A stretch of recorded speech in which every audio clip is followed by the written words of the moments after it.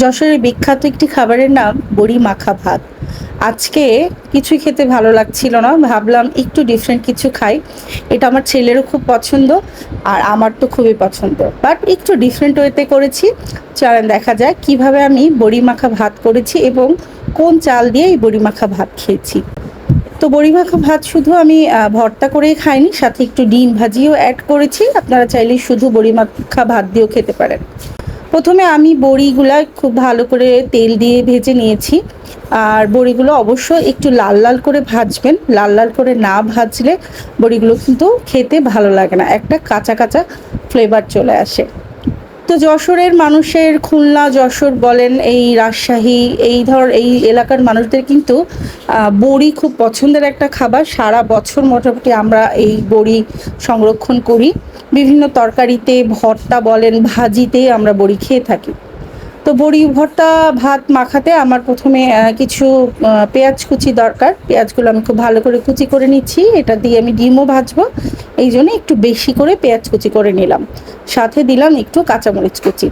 কাঁচামরিচের পরিমাণ আপনারা বাড়িয়ে নিতে পারেন। আমি যেহেতু শুকনো মরিচের ফ্লেক্স দিব, সেহেতু আমি আর এক্সট্রা মরিচ বেশি দিলাম না, কারণ আমার ছেলে খাবে, ও আবার খুব বেশি ঝাল খায় না। তো আমি ডিমের জন্য প্রথমে কিছু পেঁয়াজ, মরিচ, একটু লবণ দিয়ে ভালো করে মেখে নিলাম। মাখার পরে এইটা আমি 2টা ডিম ভাজি করব, সেই জন্য 2টা ডিম মেখে আলাদা করে রেখে দিব আগে থেকে। ডিম ভাজি করার আগে আমি একটু সময় নিয়ে ডিমটা মাখিয়ে রেখে দেই, এতে করে ডিমটা বেশ ভালো ফুলে এবং ডিম ভাজিটা খেতেও মজা হয়।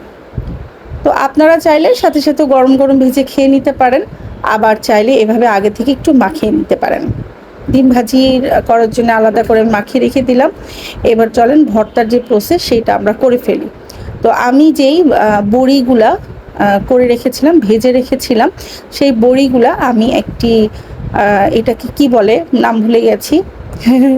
তো এইটার যেই হাতা ছিল সেটা আসলে আমার আরেকটা প্লেসে আছে, যার জন্য আমি ওটা দিয়ে গুঁড়ো করতে পারি নাই। আমার বেলুনি দিয়ে আমি গুঁড়ো করলাম। তো এই তো হয়ে গেল। আর আমার এটা কিন্তু শ্বেত পাথরের খুবই মজবুত একটি জিনিস এবং খুব ভালো। তো বড়িটা আমি বেশ বেশি গুঁড়ো করবেন না, একটু আস্তে আস্তে ভাঙা ভাঙা থাকবে, এতে করে খেতে কিন্তু ভালো লাগে। আর আমি পেঁয়াজ, মরিচ, তারপরে বড়ি এবং সাথে একটু লবণ দিলাম। লবণটা আপনারা পরিমাণ মতো করে দিবেন। বেশি লবণ হইলে কিন্তু ভালো লাগবে না, কারণ ওইদিকে আমরা আবার ডিম ভাজিতেও লবণ দিব। সাথে দিয়ে দিলাম একটু সরিষার তেল, আর দিয়ে দিব হচ্ছে চিলি ফ্লেক্স। চিলি ফ্লেক্সটা আমি সবসময় বাসায় করেই রাখি, যার জন্য আর আলাদা করে শুকনো মরিচ ভেজে নিলাম না। তো আপনারা চাইলে আপনাদের মতো করে আলাদা শুকনো মরিচ সাথে সাথে ভেজে নিতে পারেন। তো খুব ভালো করে এটা মাখাতে হবে। ভালো করে মাখিয়ে দেন আমি যে রাইসটা রেডি করে রেখেছি সেই রাইসটা দিয়ে মাখিয়ে ফেলতে হবে। তো এই যে রাইসটা আমি দিচ্ছি, এটা কিন্তু খুদের চাল, পোলার চালের খুদ থেকে এই রাইসটা আমি করেছি এবং এটা এভাবে খেতে খুবই সুস্বাদু। নর্মাল ভাতের সাথে না খেয়ে এভাবে একদিন খেয়ে দেখবেন, আমাকে মনে পড়বে।